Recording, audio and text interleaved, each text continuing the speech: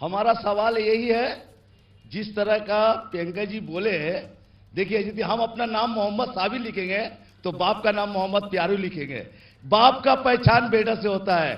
और रहा सवाल 10 साल में जिस तरह से ममता बनर्जी बंगाल में काम किए और बंगाल के टक्कर में पूरा दिल्ली चले आए। सवाल क्या? सवाल है सन्नो कुमार शाह अच्छे से अच्छे वोट से हैट्रिक करेंगे। ये तो बात हुई आपकी विश्वास की, लेकिन अब बात करते हैं सवाल की। सवाल क्या है? सवाल मेरा ये है कि जो बोल रहे हैं कि 10 साल से काम किया, टेंगड़ा में कौन सा काम का, ये मुझे जानना है। यहाँ पे ना पानी है ना कोई नल है, टट्टी का पानी में हम लोग वास करते हैं। जब बारिश होता है तो किस तरह से काम हुआ, ये मुझे जानना है सोनादा का लड़का से। टीएमसी के मेरा सवाल है, 58 वार्ड में लड़की और बच्चा लोग मेल न्यूट्रिशन के अंदर शिकार है। आंसर दीजिए, क्यों शिकार है? इतना क्यों शिकार है? मैं साहब बाबू से पूछना चाह रहा हूँ, वो बोल रहे हैं कि इतना उन्नयन हुआ है, 5 सरकारी स्कूल ऐसा दिखा दे तो हम मान लेंगे कि उन्होंने काम किया।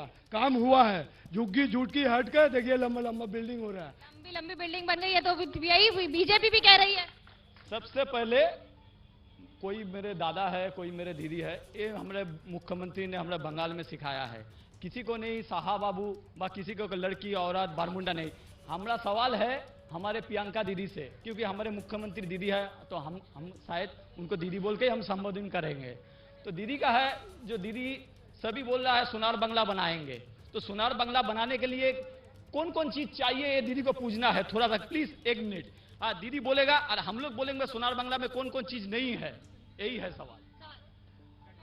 हाँ मैडम साहब, ये सवाल करना चाहते हैं। मैडम आके बोले कि हम लोग जेंटल पार्टी है, तालीम याफ्ता पार्टी है, तो हम उनसे पूछ सकते हैं कि आपका तालीम याफ्ता मोदी जितने भी वादा किए एक भी वादा पूरा किए? 1 मिनट दीदी, हम उनसे पूछना चाहते हैं कि मोदी है मदारी, उनको झूठ बोलने का क्या बीमारी है?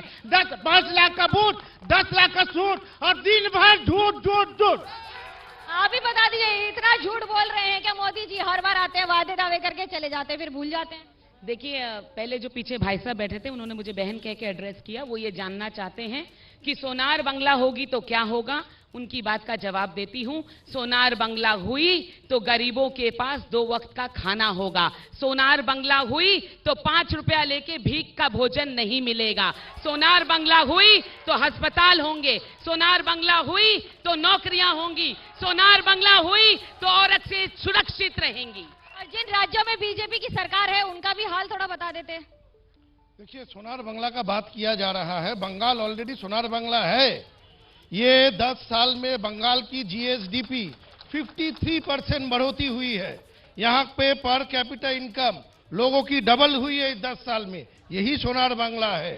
लेकिन ऐसा क्यों है कि नौकरियां नहीं मिल रही हैं? फिर सबसे ज्यादा पलायन बंगाल से क्यों है? इसका भी जवाब दे दीजिए। देखिए, अनएम्प्लॉयमेंट रेट अगर आप एवरेज रेट देखिएगा उससे कहीं कम है बंगाल में। तो बंगाल, देखिए अनएम्प्लॉयमेंट एक ग्लोबल इश्यू है, इंडिया में भी है, लेकिन जो नेशनल एवरेज रेट है उससे कहीं कम है बंगाल की अनएम्प्लॉयमेंट रेट। तो ये बात साफ जाहिर है कि यहाँ पे एम्प्लॉयमेंट हो रही है।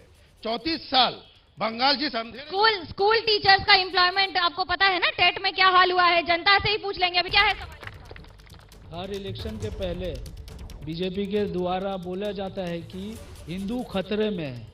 क्यों? हर इलेक्शन से पहले क्यों? इसके पहले कहाँ रहते हैं बीजेपी?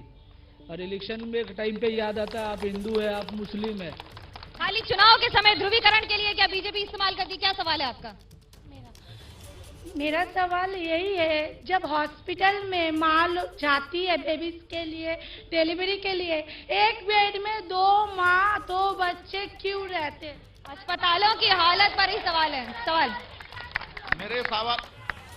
मेरे सवाल है प्रियंका जी से। मोदी जी बांग्लादेश में गया था, वहां पर बोला है बांग्लादेश का मुक्ति युद्ध के टाइम में सत्याग्रह किया था, जेल में भी गया था। कौन जेल में गया था ये हमको बता दीजिए आप। सवाल सीधा प्रियंका टिब्रेवाल से ही कर लेते हैं। आप ही बता दीजिए, बांग्लादेश जाकर कैंपेन करने की जरूरत पड़ रही है क्या बंगाल के लिए? देखिए, ऐसा है, हम तो जात धर्म इन सारी चीजों की बातें नहीं करते। ये बातें तो 10 सालों में मुख्यमंत्री ने की हैं। सिर्फ बातें नहीं, उनके कपड़े बताते थे कि वो किन के लिए खड़ी हैं। उनकी तस्वीरें, उनकी होर्डिंग बताती थी। आज चंडी पाठ की आवाज क्यों सुनाई दे रही है? तो जिस भाई साहब ने कहा कि इलेक्शन के पहले हिंदू की बात कर रहे हैं, तो हम तो शुरू से कहते हैं जय श्री राम। ये चंडी पाठ जो कर रही हैं, उनसे पूछिए। आपको अब चंडी पाठ की जरूरत क्या पड़ गई? इसके पहले चंडी पाठ नहीं याद आता था, सरस्वती जी की याद नहीं आती थी। देखिए, ममता बनर्जी मुख्यमंत्री है, जो उनको वोट देती है, जो नहीं देती है। वो मुख्यमंत्री है हर धर्म की, हर धर्म के लोगों की, हर जाति के लोगों के। तो वो सभी धर्म को लेके चलती है, वो सिर्फ एक धर्म को लेके नहीं चलती है। यही भारतीय संस्कृति है, यही बंगाल की संस्कृति है, और यही संस्कृति को ममता बनर्जी और आगे की तरफ लेके जा रहे। इंसानों में फर्क नहीं करना है, इंसान इंसान होते हैं। दिलचस्प बात यह है कि सरकार के भाते में ये बातें, ये जो है बराबरी की बात नहीं है। अगर बराबरी की बात होती तो आज उन मुसलमान भाइयों को दूध देने वाली गाय क्यों कहा गया?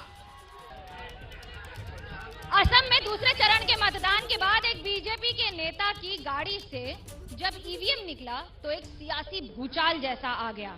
अब सवाल यह हुआ कि कांग्रेस ने सीधा निशाना इस समय साध दिया है बीजेपी और चुनाव आयोग पर। चुनाव आयोग ने भी इस पर एक लंबी चौड़ी सफाई दी है। देखिए ये खास रिपोर्ट।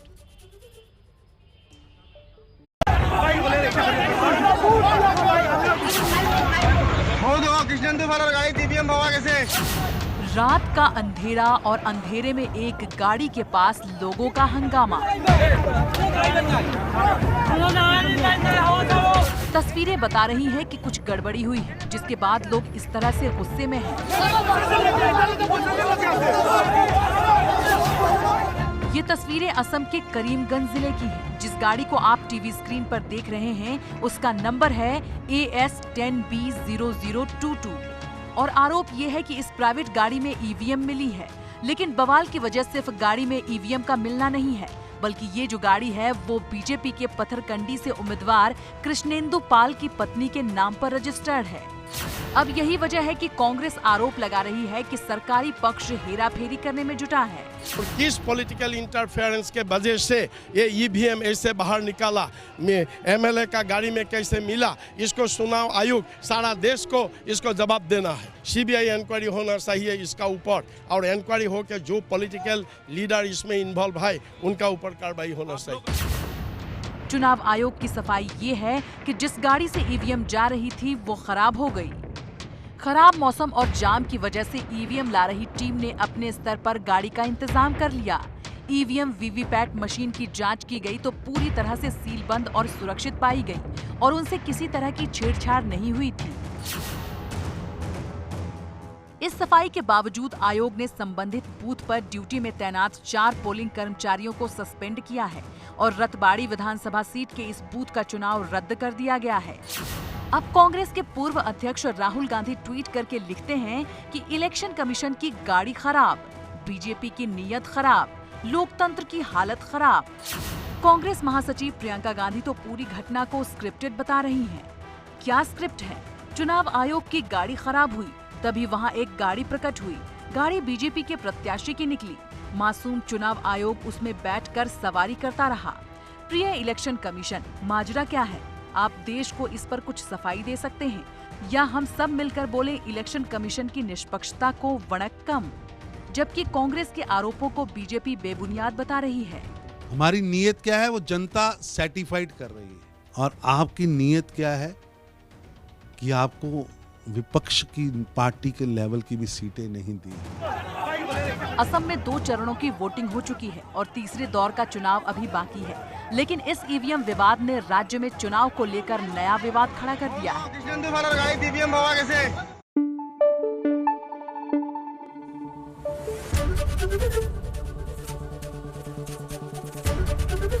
ABP न्यूज आपको रखे आगे।